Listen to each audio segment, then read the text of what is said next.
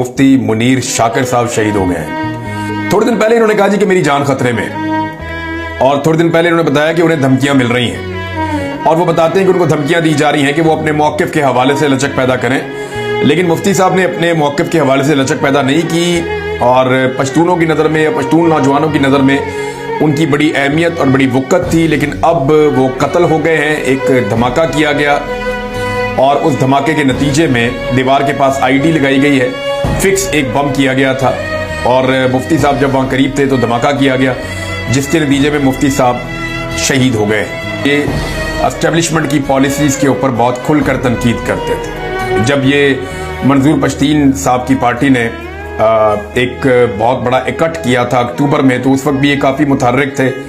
फिर army chief ने जब कुरानी आयात सुनाकर हवाला दिया तो उसके बाद इन्होंने बहुत तनकीद की थी पाकिस्तान के आर्मी चीफ के ऊपर, खवातीन के एहतराम के हवाले से जब उन्होंने बात की। उसके बाद DGI-SPR पे इन्होंने बहुत तनकीद की, उनके बयानात पे इन्होंने बहुत तनकीद की, और ह्यूमन राइट्स के लिए ये आवाज़ें उठा रहे थे। इमरान खान साहब के मामलात में ये आवाज़ें उठा रहे थे, जो जुल्म, ज़्यादती और बर्बरियत की जा रही है पाकिस्तान में, उसके खिलाफ ये आवाज़ें उठा रहे थे। तो मुफ्ती मुनीर शाकिर साहब एक इख्तलाफी आवाज़ थे, एक इंडिपेंडेंट आवाज़ थे, और एक नजरियाती आवाज़ थे, जो एस्टेब्लिशमेंट के जुल्म और जबर का निशाना बनने वालों के साथ खड़े हो रहे थे।